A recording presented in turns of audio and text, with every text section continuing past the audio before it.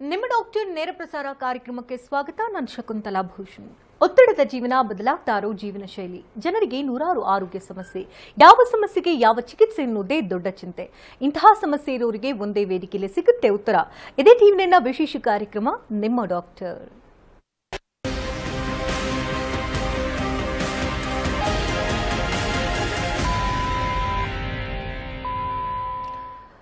ಬದಲಾಗ್ತಾ ಇರುವಂತಹ ಜೀವನ ಶೈಲಿ ಮತ್ತು ಆಹಾರ ಕ್ರಮದಿಂದ ಅನೇಕ ರೀತಿಯ ಆರೋಗ್ಯ ಸಮಸ್ಯೆಗಳು ಪ್ರತಿಯೊಬ್ಬರನ್ನ ಬೆಂಬಿಡದೆ ಕಾಡ್ತಾ ಇದೆ. ಹಿಂದಿನ ಕಾಲದೆಲ್ಲ ವಯೋಸಹಜ ಕಾಯಿಲೆಯಾಗಿದ್ದಂತಹ ಆರ್ಥ್ರೈಟಿಸ್ ಅನ್ನುವಂತಹ ಕಾಯಿಲೆ ಇತ್ತೀಚಿನ ದಿನಗಳಲ್ಲಿ ಸಣ್ಣ ಪುಟ್ಟ ವಯಸ್ಸಿನಲ್ಲೂ ಕೂಡ ಕಾಣಿಸಿಕೊಳ್ತಾ ಇದೆ.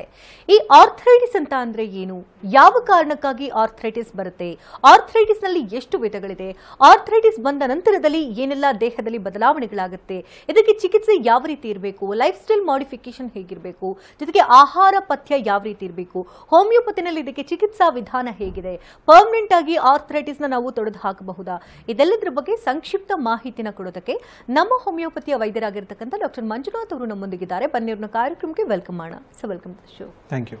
ಹಿಂದೆಲ್ಲ ವಯೋಸಹಜ ಕಾಯಿಲೆ ಆಗಿತ್ತು ಆರ್ಥ್ರೈಟಿಸ್ ಅನ್ನೋದು ವಿರಳಾತಿ ವಿರಳ ನಾವು ಕೇಳ್ತಾ ಇದ್ದಂಥದ್ದು. ಬಟ್ ಇತ್ತೀಚಿನ ದಿನಗಳಲ್ಲಿ 25ರಿಂದ 30 ವರ್ಷದಲ್ಲೂ ಕೂಡ ನಾವು ಆರ್ಥ್ರೈಟಿಸ್ ಸಮಸ್ಯೆನ ಕಾಣ್ತಾ ಇದ್ವಿ. ಸೊ ಏನಿದು ಆರ್ಥ್ರೈಟಿಸ್ ಇಷ್ಟು ಗ್ರಾಸ್ಪ್ ಆಗಿ ಬೆಳೆಯೋದಕ್ಕೆ ಏನ್ ಕಾರಣ ಅಂತ ಹೇಳ್ತೀವಿ? ಖಂಡಿತ ಇವತ್ತಿನ ದಿನಗಳಲ್ಲಿ ಒಂದು ಕಾಮನ್ ಟೈಪ್ ಆಫ್ ಕಂಡೀಷನ್ ಆಗ್ಬಿಟ್ಟಿದೆ ಆರ್ಥ್ರೈಟಿಸ್ ಅಂತ ಹೇಳಿ. ಒಂದು 5-10 ವರ್ಷ ಮುಂಚೆ ನಾವು ನೋಡಬೇಕಿತ್ತು ಅಂತ ಹೇಳಿದ್ರೆ ಆರ್ಥ್ರೈಟಿಸ್ ಅಥವಾ ಮೂಳೆಗಳಲ್ಲಿ ನೋವು, ಸಂಧಿಗಳಲ್ಲಿ ನೋವು ಕಂಡು ಬರ್ತಿತ್ತು ಅಂದ್ರೆ ಆ ವ್ಯಕ್ತಿಗೆ ವಯಸ್ಸಾಗಿರ್ತಿತ್ತು, ಅಂದ್ರೆ 50 ವರ್ಷದ ನಂತರ ಈ ಸಮಸ್ಯೆಗಳು ಕಂಡು ಬರ್ತಿತ್ತು. ಬಟ್ ಇವತ್ತಿನ ದಿನಗಳ ಒಂದು ಫಾಸ್ಟ್ ಲೈಫ್, ಫಾಸ್ಟ್ ಜನರೇಷನ್ ಮತ್ತೆ ಫಾಸ್ಟ್ ಫುಡ್ ಅಂತ ಹೇಳ್ತೀವಿ, ಮತ್ತೆ ನಾನಾ ತರದ ಈ ಕೊರೋನಾ ಆದ್ಮೇಲೆ ನಾನಾ ತರದ ಒಂದು ಕಾಯಿಲೆಗಳಿಗೆ ಜನ ಒಳಗಾಗ್ತಾ ಇದ್ದಾರೆ. ಸೊ ಇದರಿಂದ ಪ್ರಿಕಾಸಿಟಿ ಆಗಿ ಅರ್ಲಿ ಏಜ್ ಅಲ್ಲೇ ಈ ತರದ ಸಮಸ್ಯೆಗಳು ಕಂಡು ಬರ್ತಾ ಇದೆ. ಸೊ ಆರ್ಥ್ರೈಟಿಸ್ ಅಂದ್ರೆ ನಮ್ಮ ಸ್ನಾಯುಗಳಲ್ಲಿ, ನಮ್ಮ ಮೂಳೆಗಳಲ್ಲಿ ಯಾವಾಗ ಉರಿಯೂತನ ಕಾಣ್ತಾ ಬರ್ತಾ ಇರ್ತೀವಿ, ಸವೆತನ ಕಾಣ್ತಾ ಬರ್ತಾ ಇರ್ತೀವಿ, ನೋವುನ ಕಾಣ್ತಾ ಬರ್ತಾ ಇರ್ತೀವಿ. ಸೊ ಆ ಕಂಡೀಷನ್ ನಾವು ಆರ್ಥ್ರೈಟಿಸ್ ಅಥವಾ ಸಂಧಿವಾತ ಅಂತ ಹೇಳಿ ಕರಿತೇವೆ. ಸೊ ಆರ್ಥೋ ಅಂದ್ರೆ ಮೂಳೆ, ಐಟಿಸ್ ಅಂದ್ರೆ inflammation. So inflammation of the joints is called arthritis. But epidemiologically ನೋಡಬೇಕು ಅಂತ ಹೇಳಿದ್ರೆ ಸುಮಾರು 50 ಲಕ್ಷ ಜನರು ಒಂದು ವರ್ಷಕ್ಕೆ ಈ ಡಿಫ್ರೆಂಟ್ ಟೈಪ್ಸ್ ಆಫ್ ಆರ್ಥ್ರೈಟಿಸ್ಗೆ ಇವತ್ತಿನ ದಿನಗಳಲ್ಲಿ ತುತ್ತಾಗ್ತಾ ಇದ್ದಾರೆ. ಮುಂಚೆ ಹೇಗಿತ್ತು, 50 ವರ್ಷ ಆದ್ಮೇಲೆ ಬರೀ ಮಂಡಿಲಿ ಮಾತ್ರ ನೋವು ಕಾಣಿಸ್ಕೊಂಡ್ ಬರ್ತಿತ್ತು, ಸೊಂಟದಲ್ಲಿ ನೋವು ಕಾಣಿಸ್ಕೊಂಡ್ ಬರ್ತಿತ್ತು, ಅಥವಾ ತುಂಬಾ ಯಾರು ಡ್ರೈವ್ ಮಾಡ್ತಾರೆ, ಯಾರು ಒಂದೇ ಜಾಗದಲ್ಲಿ ಕೂತ್ಕೊಂಡು ಕೆಲಸ ಮಾಡ್ತಾರೆ, ಬ್ಯಾಕ್ ಪೇನ್ ಬರ್ತಿತ್ತು. ಬಟ್ ಇವತ್ತಿನ ದಿನಗಳಲ್ಲಿ 10 ವರ್ಷದ ಮಗುಗೂ ಕೂಡ ಆರ್ಥ್ರೈಟಿಸ್ ಕಂಡು ಬರ್ತಿದೆ, 25 ವರ್ಷದ ಒಂದು ವಯಸ್ಕರಲ್ಲಿ ಡಿಫ್ರೆಂಟ್ ಟೈಪ್ಸ್ ಆಫ್ ಆರ್ಥ್ರೈಟಿಸ್ ಕಂಡು ಬರ್ತಿದೆ, ಬ್ಯಾಕ್ ಪೇನ್, ನೆಕ್ ಪೇನ್ ಕಂಡು ಬರ್ತಿದೆ. ಸೊ ಪ್ರಿಕಾಸಿಟಿ ಆಗಿ ಕಂಡು ಬರ್ತಾ ಇದೆ. ಸೊ ಇದಕ್ಕೆ ಮೂಲವಾದ ಕಾರಣ ನಮ್ಮ ಆಹಾರ ಪದ್ಧತಿ, ನಮ್ಮ ಜೀವನ ಶೈಲಿ ಅಂತಾನೆ ಹೇಳ್ಬೋದಾಗತ್ತೆ. ಸೊ ಮೊದಲನೇದಾಗಿ ನಮ್ಮ ದೇಹದಲ್ಲಿ 206 ಮೂಳೆಗಳಿದಾವೆ, ಅದೇ ರೀತಿ 360 ಜಾಯಿಂಟ್ಗಳಿದಾವೆ. ಅಂದ್ರೆ 2 ಮೂಳೆಗಳ ಜೋಡಣೆನ ನಾವು ಜಾಯಿಂಟ್ ಅಥವಾ ಸಂಧಿ ಅಂತ ಹೇಳಿ ಕರಿತೇವೆ.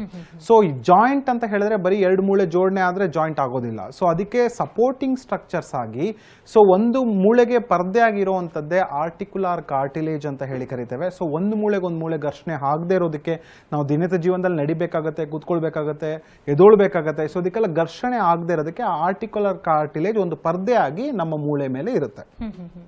ಸೊ ಅದ್ರ ಜೊತೆಗೆ ಲೂಬ್ರಿಕೇಟಿಂಗ್ ಜೆಲ್ ಆಗಿ ಇರುವಂತ ಒಂದು ಸೈನೋವೆಲ್ ಫ್ಲೂಯಿಡ್, ಸೈನೋವೆಲ್ ಕಣಗಳ ಮೂಲಕ ಸೈನೋವೆಲ್ ದ್ರವ ಅನ್ನೋದು ಉತ್ಪತ್ತಿ ಆಗ್ತಾ ಇರುತ್ತೆ. ಸೊ ಅದು ಮೂಳೆಗಳ ಮಧ್ಯೆ ಸಹಾಯ ಮಾಡೋದಕ್ಕೆ ಸಹಾಯ ಆಗ್ತಾ ಇರುತ್ತೆ. ಸೊ ಅದೇ ರೀತಿ ಜಾಯಿಂಟ್ ಟು ಜಾಯಿಂಟ್ ನಾವು ಲಿಗಮೆಂಟ್ಸ್ ಅಂತ ಹೇಳ್ತೀವಿ, ಜಾಯಿಂಟ್ ಇಂದ ಮೂಳೆಗಳಿಂದ ಮಾಂಸಖಂಡಗೆ ಇರುವಂತ ಒಂದು ಟೆಂಡಾನ್ಸ್ ಅಂತ ಹೇಳ್ತೀವಿ. ಸೊ ಇದೆಲ್ಲ ಸಪೋರ್ಟಿಂಗ್ ಸ್ಟ್ರಕ್ಚರ್ಸ್ ಆಗಿ ನಾವು ಜಾಯಿಂಟ್ ಕ್ಯಾಪ್ಸೂಲ್ ಅಂತ ಹೇಳಿ ಕರಿತೇವೆ. ಸೊ ಆಸ್ ಏಜ್ ಗೋಸ್, ಅಂದ್ರೆ ಏಜ್ ಆಗ್ತಾ ಆಗ್ತಾ, ವಯಸ್ಸಾಗ್ತಾ ಆಗ್ತಾ ಈ ಜಾಯಿಂಟ್ ಕ್ಯಾಪ್ಸೂಲ್ ಏನಾಗುತ್ತೆ, ಸೊ ವೀಕ್ ಆಗ್ತಾ ಬರ್ತಾ ಇರುತ್ತೆ. ಸೊ ಭಾರತ ಒಂದು ಕೃಷಿ ಪ್ರಧಾನ ದೇಶ ಆದ್ರೂ ಸಹ ಭಾರತದಲ್ಲಿ ಅತಿ ಹೆಚ್ಚು ಈ ಸಂಧಿವಾತದ ಒಂದು ವ್ಯಕ್ತಿಗಳು ಅಥವಾ ಪೇಷಂಟ್ಗಳನ್ನ ನಾವು ದಿನದಲ್ಲಿ ನೋಡ್ತಾ ಇದೀವಿ. ಯಾಕಂದ್ರೆ ಹೆಚ್ಚು ನಮ್ಮ ಮೂಳೆಗಳ ಮೇಲೆ ಒತ್ತಡ ಕೊಟ್ಟು ಕೆಲಸ ಮಾಡುವಂಥದ್ದು ಹೆಚ್ಚು. ಅವ್ರಿಗೆ ಎಷ್ಟು ಕೆಲಸ ಮಾಡಬೇಕು ಆ ವ್ಯಕ್ತಿಗೆ, ಅಥವಾ ಆ ವೆಯ್ಟ್ ಇರುವಂತ ವ್ಯಕ್ತಿ ಎಷ್ಟು ಕೆಲಸ ಮಾಡಬೇಕು, ಎಷ್ಟು ಮೂಳೆಗಳಿಗೆ ಮೇಲೆ ಒತ್ತಡ ಕೊಡಬೇಕು, ಎಷ್ಟು ಮಕ್ಕಳು ಭಾರ ಹೊರಬೇಕು, ಸ್ಕೂಲಲ್ಲೆಲ್ಲ ಬ್ಯಾಗ್ನ ಹೊರ್ತಾರೆ, ಅದೆಲ್ಲ ಗೊತ್ತಿಲ್ಲ. ಸೊ ಇದರಿಂದ ಅಬ್ನಾರ್ಮಲ್ ಪೋಸ್ಚರ್ಸ್ ಆಗಿರ್ಬೋದು, ಅಬ್ನಾರ್ಮಲ್ ವೆಯ್ಟ್ ಆಗಿರ್ಬೋದು. ಸೊ ಇದು ನಮ್ಮ ಮೂಳೆಗಳ ಮೇಲೆ ಬಿದ್ದಾಗ ಮತ್ತೆ ನಾಲ್ಗೆಗೆ ಏನ್ ಬೇಕೋ ಅದನ್ನ ಮಾತ್ರ ನಾವು ಇವತ್ತಿನ ದಿನಗಳಲ್ಲಿ ತಿಂತಾ ಇದೀವಿ. ಅಂದ್ರೆ tasty food we are going. ದೇಹಕ್ಕೆ ಏನ್ ಬೇಕೋ, ಮೂಳೆಗಳಿಗೆ ಏನ್ ಬೇಕೋ, ಮೂಳೆಗಳ ಶಕ್ತಿಗೆ ಏನ್ ಬೇಕೋ ಅದನ್ನ ನಾವು ಸೇವನೆ ಮಾಡ್ತಾ ಇಲ್ಲ. ಸೊ ಎಲ್ಲೋ ಒಂದ್ ಕಡೆ ಇದೆಲ್ಲ ಅರ್ಲಿ ಏಜ್ಗೆ ಬರೋದಕ್ಕೆ ಸಾಧ್ಯತೆ ಇದೆ ಅಂತ ಹೇಳ್ಬೋದಾಗತ್ತೆ. So medically there are more than 100 types of arthritis. But ನಮ್ಮ ದಿನದ ಒಂದು ಪ್ರಾಕ್ಟೀಸ್ ಅಲ್ಲಿ ನೋಡುವಂಥದ್ದು ಒಂದು 6ರಿಂದ 7 ರೀತಿಯ ವಿಧವಾದ ಒಂದು ಆರ್ಥ್ರೈಟಿಸ್ನ ನಾವು ಕಾಣ್ಬೋದಾಗತ್ತೆ. ಅದರಲ್ಲಿ ಮೊದಲನೇದಾಗಿ ಅತಿ ಹೆಚ್ಚಾಗಿ ಕಂಡುಬರುವಂಥದ್ದೇ ಆಸ್ಟಿಯೋ ಸಂಧಿವಾತ ಅಂದರೆ ಆಸ್ಟಿಯೋ ಆರ್ಥ್ರೈಟಿಸ್ ಅಂತ ಹೇಳಿ ಕರಿತೇವೆ. ಎರಡನೇದಾಗಿ ರುಮಟಾಯ್ಡ್ ಆರ್ಥ್ರೈಟಿಸ್ ಅಂತ ಹೇಳಿ ಕರಿತೇವೆ. ಮೂರನೇದಾಗಿ ಇವತ್ತಿನ ಒಂದು ಲೈಫ್ ಸ್ಟೈಲಿಂದ ಬರ್ತಾ ಇರುವಂಥ ಒಂದು ಗೌಟಿ ಆರ್ಥ್ರೈಟಿಸ್ ಅಂತ ಹೇಳ್ಬೋದು. ಸೋರಿಯಾಟಿಕ್ ಆರ್ಥ್ರೈಟಿಸ್ ಅನ್ನೋದು ನಾವು ಇವತ್ತಿನ ದಿನಗಳಲ್ಲಿ ನೋಡ್ತಾ ಇದ್ದೀವಿ. ಸೀರೋ ನೆಗೆಟಿವ್ ಆರ್ಥ್ರೈಟಿಸ್ ಆಗಿರ್ಬೋದು, ಅಥವಾ ಇನ್ಫೆಕ್ಟಿವ್ ಆರ್ಥ್ರೈಟಿಸು, ಆಂಕಲೋಸಿಂಗ್ ಸ್ಪಾಂಡಿಲೈಟಿಸು. ಸೊ ಇದೆಲ್ಲ different types of arthritis as A doctor ಆಗಿ ನಮಗೆ ಮುಖ್ಯ ಆಗುತ್ತೆ. ಯಾಕಂದರೆ ಎಲ್ಲ ಆರ್ಥ್ರೈಟಿಸಲ್ಲೂ ಬರೀ ಮೂಳೆಗಳ ನೋವಿರುತ್ತೆ, ಮೂಳೆಗಳ ಊತ ಇರುತ್ತೆ, ಮೂಳೆಗಳಲ್ಲಿ ಒಂದು ಡಿಫಾರ್ಮಿಟಿ ಇರುತ್ತೆ. ಬಟ್ ಯಾವ ಆರ್ಥ್ರೈಟಿಸಿಂದ ಬಳಲ್ತಾ ಇದೆ ಅನ್ನೋದು ಬಹಳ ಇಂಪಾರ್ಟೆಂಟ್ ಆಗುತ್ತೆ. ಸೊ ಮುಖ್ಯವಾಗಿ 50 ವರ್ಷ ಆದಮೇಲೆ ಕಂಡುಬರುವಂಥದ್ದೇ ಈ osteoarthritis. So osteoarthritis is a degenerative disease in which there is an erosion of the joint ಅಂತ ಹೇಳಿ ಕರಿತೇವೆ. ಇದರ ಅರ್ಥ ಏನು ಅಂತ ಹೇಳಿದ್ರೆ, ಸೊ ಆಸ್ಟಿಯೋ ಆರ್ಥ್ರೈಟಿಸ್ ಅನ್ನೋದು 50 ವರ್ಷದ ಮೇಲೆ ಕಂಡುಬರುವಂಥದ್ದು. ಸೊ ಏಜ್ ಆಗ್ತಾ ಆಗ್ತಾ ನಮ್ಮ ತಲೆ ಕೂದಲು ಹೇಗೆ ಗ್ರೇ ಆಗುತ್ತೆ ಅಥವಾ ಬಿಳಿ ಆಗುತ್ತೆ, ಅದೇ ರೀತಿ ನಮ್ಮ ಮೂಳೆಗಳು ಸವಿಯೋದು ಕಾಮನ್ ಆಗಿ ಕಂಡು ಬರ್ತಾ ಇರುತ್ತೆ. ಸೊ 45 ವರ್ಷ ಆದಮೇಲೆ 50 ವರ್ಷ ಆದಮೇಲೆ ನಮ್ಮ ಮೂಳೆಗಳ ಸಾಂದ್ರತೆ ಕಡಿಮೆ ಆಗ್ತಾ ಹೋಗ್ತಾ ಇರುತ್ತೆ. ಸೊ ಅದರಿಂದ ನಾನು ಏನು 2 ಮೂಳೆಗಳ ಏನು ಪರ್ದೆ ಅಂತ ಹೇಳಿದೆ, ಆರ್ಟಿಕ್ಯುಲರ್ ಕಾರ್ಟಿಲೇಜ್, ಆ ಕಾರ್ಟಿಲೇಜಲ್ಲಿ ಪ್ರೋಟೀನ್ ಕಂಟೆಂಟ್ ಅನ್ನೋದು ಇರುತ್ತೆ. ಸೊ ಅದನ್ನು ನಾವು ಮೆಡಿಕಲಿ ಪ್ರೋಟಿಯೋಗ್ಲೈಕನ್ ಅಂತ ಹೇಳಿ ಕರಿತೇವೆ. ಸೊ ಈ ಕಂಟೆಂಟು, ಈ ಪ್ರೋಟಿಯೋಗ್ಲೈಕನ್ ಯಾವಾಗ ನಮ್ಮ ಮೂಳೆಗಳ ಆರ್ಟಿಕ್ಯುಲರ್ ಕಾರ್ಟಿಲೇಜಲ್ಲಿ ಕಡಿಮೆ ಆಗ್ತಾ ಹೋಗ್ತಾ ಇರುತ್ತೆ, ಸೊ ಆರ್ಟಿಕ್ಯುಲರ್ ಕಾರ್ಟಿಲೇಜು ಪರ್ದೆ ಆಗಿರುವಂಥದ್ದು ವೀಕ್ ಆಗ್ತಾ ಹೋಗ್ತಾ ಇರುತ್ತೆ. ಸೊ ಯಾರು ಒಂದು ವ್ಯಕ್ತಿ ತುಂಬ ಒಬೇಸ್ ಇದ್ದಾನೆ ಅಥವಾ 80 kg ಇದ್ದಾನೆ, 100 kg ಇದ್ದಾನೆ, ಅವನಿಗೆ ಫಸ್ಟ್ ಸ್ಟಾರ್ಟ್ ಆಗುವಂಥದ್ದೇ ವೆಯ್ಟ್ ಬೇರಿಂಗ್ ಜಾಯಿಂಟ್ಸ್. ಅವನ ತೂಕ ಯಾವ ಮೂಳೆ ಹೊರುತ್ತೆ, ಎಕ್ಸ್ಪೆಷಲಿ ನಮ್ಮ ಮಂಡಿಯ ಮೂಳೆಗಳಾಗಿರ್ಬೋದು, ನೀ ಜಾಯಿಂಟ್ ಅಂತ ಹೇಳ್ತೀವಿ, ಸೊಂಟದ ಮೂಳೆಗಳಾಗಿರ್ಬೋದು, ಹಿಪ್ ಜಾಯಿಂಟ್ಸ್ ಅಂತ ಹೇಳ್ತೀವಿ, ಅಥವಾ ಬ್ಯಾಕ್ ಬೆನ್ನಿನ ಮೂಳೆ ಆಗಿರ್ಬೋದು, ಇಲ್ಲಿ ಏನಾಗುತ್ತೆ ಅಬ್ನಾರ್ಮಲ್ ವೆಯ್ಟ್ ಒತ್ತಡದಿಂದ ಸೊ ಅದು ಒಂದು ಮೂಳೆ ಘರ್ಷಣೆ ಆಗೋಕ್ಕೆ ಸ್ಟಾರ್ಟ್ ಆಗುತ್ತೆ. ಸೊ ಇದರಿಂದ ನೋವು ಉಂಟಾಗುವಂಥದ್ದು. ಎಷ್ಟೋ ಜನ ಹೇಳ್ತಾರೆ, ಸರ್ ನಂಗೆ ನಡಿಬೇಕಾದ್ರೆ ತುಂಬ ಏನೋ ಒಂದು ಕಟ್ಟ ಅಂತ ಸೌಂಡ್ ಬರುತ್ತೆ, ಕ್ರಿಪಿಟಸ್ ಅಂತ ಹೇಳ್ತೀವಿ ಮೆಡಿಕಲಿ. ಸೊ ಸಪೋರ್ಟ್ ಇದ್ದೇ ನಾನು ನಡಿಬೇಕಾಗುತ್ತೆ, ರೆಸ್ಟ್ ತೊಗೊಂಡ್ರೆ ನನಗೆ ಕಡಿಮೆ ಆಗುತ್ತೆ. ಸೊ ಈ ಥರದೊಂದು ಸಮಸ್ಯೆಗಳನ್ನ ಹೇಳ್ತಾರೆ. ಮುಖ್ಯವಾದ ಒಂದು ಕಾರಣ ಏಜ್ ರಿಲೇಟೆಡ್ ಫ್ಯಾಕ್ಟರ್. ಏಜ್ ಆಗ್ತಾ ಇದು ಸರ್ವೇ ಸಾಮಾನ್ಯವಾಗಿ ಎಲ್ಲರಿಗೂ ಕೂಡ ಕಂಡು ಬರುತ್ತೆ, but in a different way ಅಂತಲೇ ಹೇಳ್ಬೋದಾಗುತ್ತೆ. ಎರಡನೇದಾಗಿ ಒಬೇಸಿಟಿ ಆ್ಯಂಡ್ ಓವರ್ ವೈಟ್, ಸ್ಥೂಲಕಾಯ, ಬೊಜ್ಜುತನ ಆಸ್ಟಿಯೋ ಆರ್ಥ್ರೈಟಿಸ್ಗೆ ಮುಖ್ಯವಾದ ಮತ್ತು ಮೊದಲನೇದಾಗಿ ಒಂದು ಕಾರಣ ಅಂತಲೇ ಹೇಳ್ಬೋದಾಗುತ್ತೆ ಇವತ್ತಿನ ದಿನಗಳಲ್ಲಿ. ಮೂರನೇದಾಗಿ ನಾವು ಹೇಳ್ತಾ ಇದೀವಿ, ಆಹಾರ ಪದ್ಧತಿಯಲ್ಲಿ ಚೇಂಜಸ್ ಆಗ್ತಾ ಇದೆ. ಸೊ ಕ್ಯಾಲ್ಶಿಯಂ ದೇಹದಲ್ಲಿ ಕಡಿಮೆ ಆಗ್ತಾ ಇದೆ, ಸೊ ಅಥವಾ ವಿಟಮಿನ್ ಡಿ ದೇಹದಲ್ಲಿ ಕಡಿಮೆ ಆಯಿತು. ಸೊ ಕ್ಯಾಲ್ಶಿಯಂ ಅಂಶ ಕಡಿಮೆ ಆಯಿತು ಅಂದರೆ ಮೂಳೆಗಳ ಸಾಂದ್ರತೆ ಅಂದರೆ ಮೂಳೆಗಳ ಶಕ್ತಿ ಕಡಿಮೆ ಆಗುತ್ತೆ.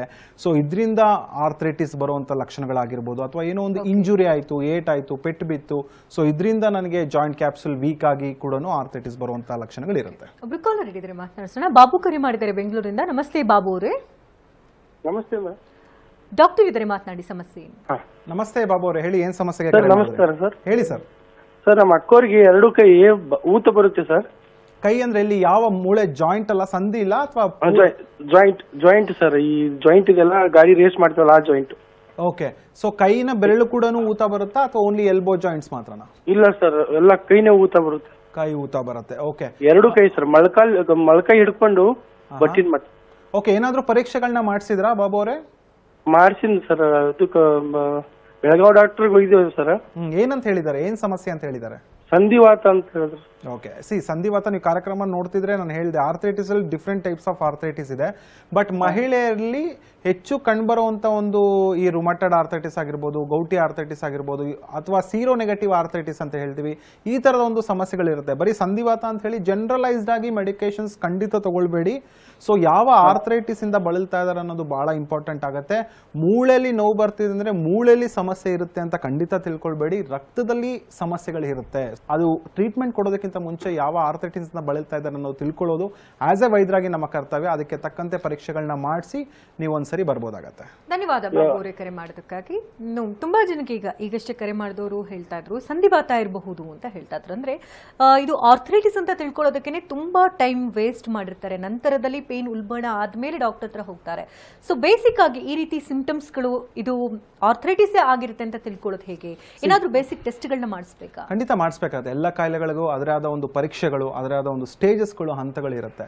ಸೊ ಯಾವ ಆರ್ಥ್ರೈಟಿಸ್ ಇಂದ ಬಳಲ್ತಾ ಇದ್ದಾನೆ, ಜಸ್ಟ್ ಜನರಲೈಸ್ಡ್ ಆಗಿ ಆರ್ಥ್ರೈಟಿಸ್ ಇದೆ, ಮೂಳೆಗಳಲ್ಲಿ ನೋವಿದೆ, ಏನೋ ಒಂದು ನೋವಿನ ಮಾತ್ರೆ ತಗೊಂಡೆ, ಅಥವಾ ಇವತ್ತಿನ ಒಂದು ಮಾರ್ಕೆಟಿಂಗ್ ಯುಗದಲ್ಲಿ ನಾನಾ ತರದ ಒಂದು ಸ್ಪ್ರೇಗಳು ಬಂದಿದೆ, ನಾನಾ ತರದ ಒಂದು ಆಯಿಂಟ್ಮೆಂಟ್ಗಳು ಅಥವಾ ಮುಲಾಮ್ಗಳು ಬಂದಿದೆ. ಸೊ ಏನೋ ಒಂದು ಅವರೇ ಹಾಗೆ ಅಪ್ಲೈ ಮಾಡ್ಕೊಳ್ಳುವಂತ ಒಂದು ಕೆಲಸಗಳ ಇವತ್ತಿನ ದಿನಗಳಲ್ಲಿ ಪೇಷಂಟ್ಸೇ ಮಾಡ್ತಾ ಇದ್ದಾರೆ. ಸೊ ಅದರಿಂದ ತಾತ್ಕಾಲಿಕವಾಗಿ ಅವ್ರಿಗೆ ನೋವು ಕಡಿಮೆ ಆಗುತ್ತೆ. ಸೊ ಇಲ್ಲಿ ಕಾಯಿಲೆ ಕಡಿಮೆ ಆಗೋದು ಇಂಪಾರ್ಟೆಂಟ್ ಆಗುತ್ತೆ. ಸೊ ಜನರ ಮೆಂಟಾಲಿಟಿ ಏನಿದೆ, ಸೊ ನೋವು ಕಡಿಮೆ ಆದ್ರೆ ನಂಗೆ ಕಾಯಿಲೆ ಕಡಿಮೆ ಆಗ್ತಿದೆ, ಸೊ ಖಂಡಿತ ಅದು ತಲೆಯಿಂದ ತೆಗಿಬೇಕಾಗತ್ತೆ. ನೋವು ಕಡಿಮೆ ಆದ್ರೆ ನಿಮ್ಮ ಆ ಪ್ಯಾಲಿಯೇಟಿವ್ ಟ್ರೀಟ್ಮೆಂಟ್ ಅಥವಾ ಸೆಡೆಟಿವ್ ಅಥವಾ ಸಪ್ರೆಷನ್ ಆಗಿ ಹೋಗ್ತಾ ಇರುತ್ತೆ. ಬಟ್ ಒಳಗಡೆ ಇರುವಂತ ಕಾಯಿಲೆ ಕಡಿಮೆ ಆಗಬೇಕು. ಸೊ ಅದು ಆಸ್ ಎ ವೈದ್ಯರಾಗಿ ಗೊತ್ತಾಗುತ್ತೆ. ಮತ್ತೆ ಎಲ್ಲ ಆರ್ಥ್ರೈಟಿಸ್ ಪೇಷಂಟ್ಸ್ ಒಂದೇ ತರ ಇರೋದಿಲ್ಲ.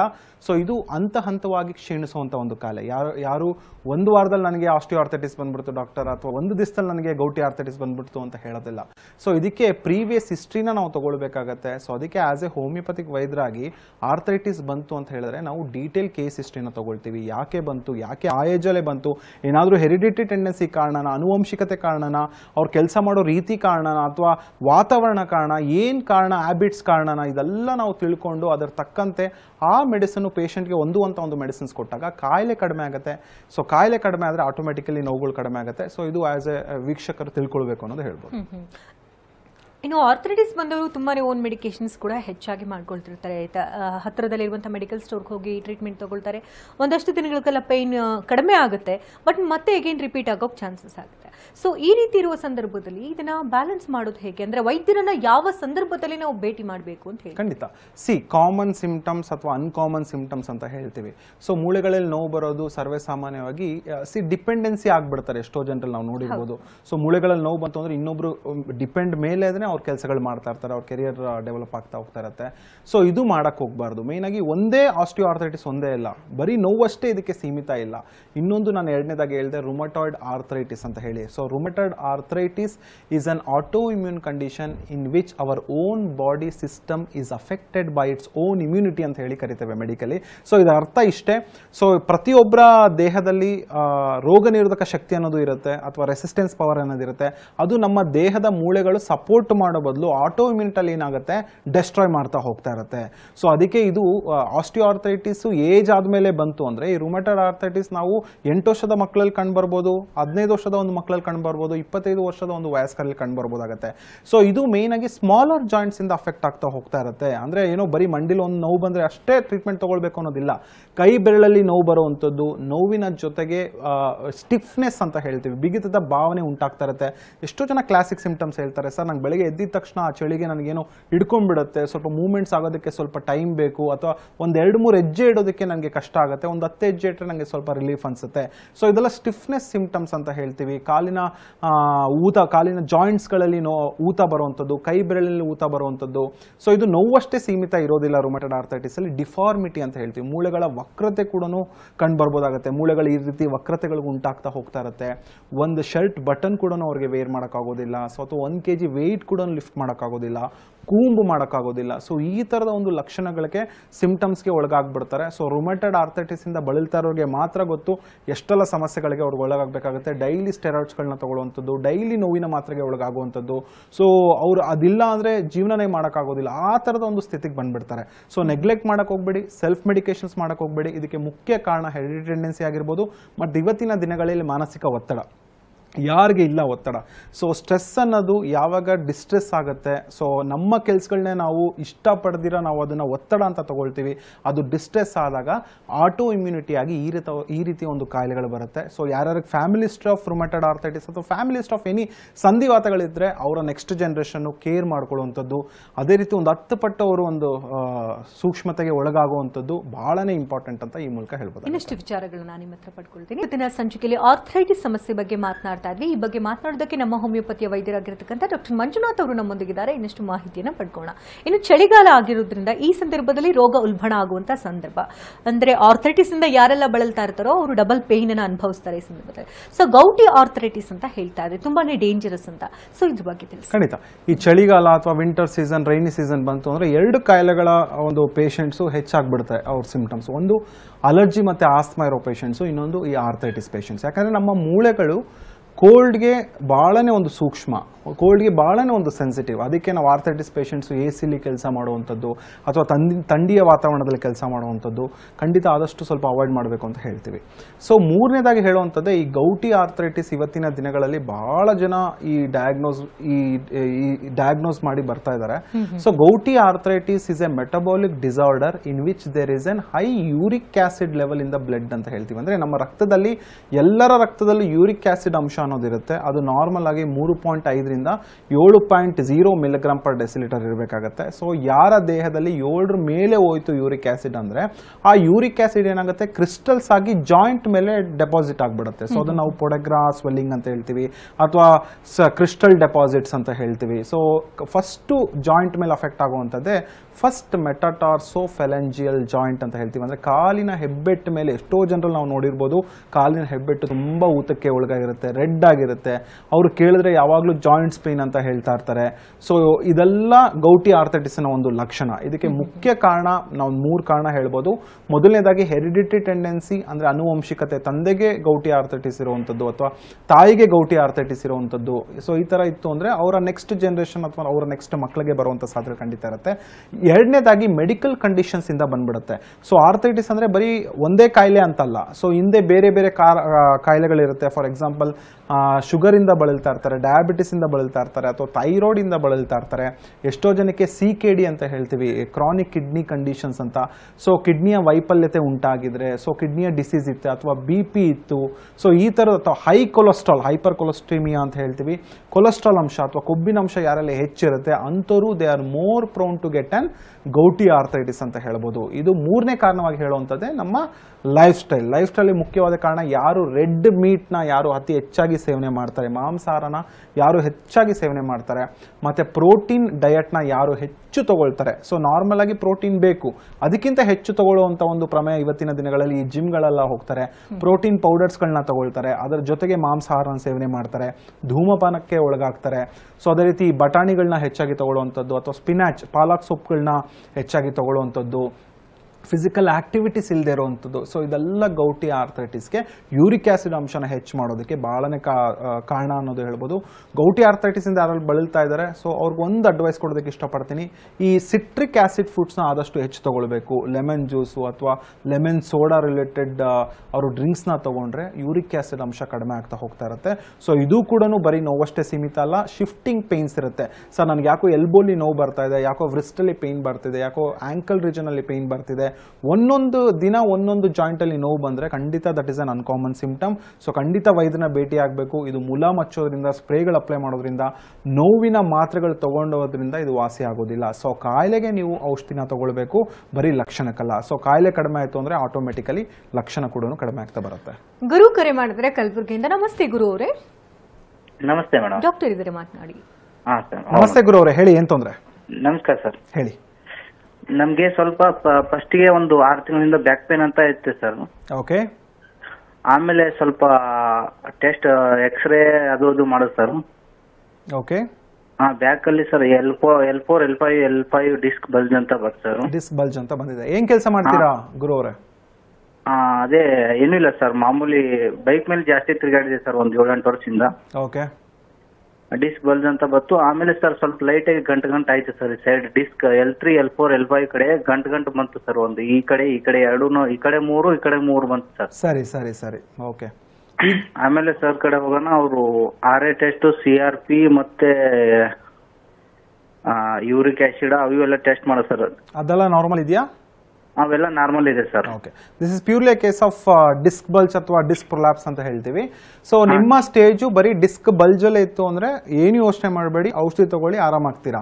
ಸೊ ಅದಕ್ಕೆ ಕಾರಣ ಕೂಡ ನೀವು ಅರ್ಥ ಮಾಡ್ಕೊಂಡಿದ್ದೀರಾ. ತುಂಬಾ ವರ್ಷಗಳ ಕಾಲ ಡ್ರೈವ್ ಮಾಡಿದೆ. ಸೊ ಒಂದೇ ಜಾಗದಲ್ಲಿ ನಿಮ್ಗೆ ಬೆನ್ನಿನ ಮೂಳೆ ಮೇಲೆ ಅಬ್ನಾರ್ಮಲ್ ಪೋಸ್ಚರ್ಸ್ ಇಂದ ಪ್ರೆಷರ್ ಬಿತ್ತು ಅಂದ್ರೆ ಸರ್ ನಮ್ಮ ಮೂಳೆಗಳಲ್ಲಿ ವರ್ಟಿಬ್ರೇಸ್ ಅಂತ ಇರುತ್ತೆ. ವರ್ಟಿಬ್ರೇಸ್ ಮಧ್ಯ, ಮೂಳೆಗಳ ಮಧ್ಯೆ ಒಂದು ಡಿಸ್ಕ್ ಅನ್ನೋದಿರುತ್ತೆ. ಸೊ ಇಂಟರ್ ವರ್ಟಿಬಲ್ ಡಿಸ್ಕ್ ಅಂತ ಹೇಳಿ ಕರಿತೇವೆ.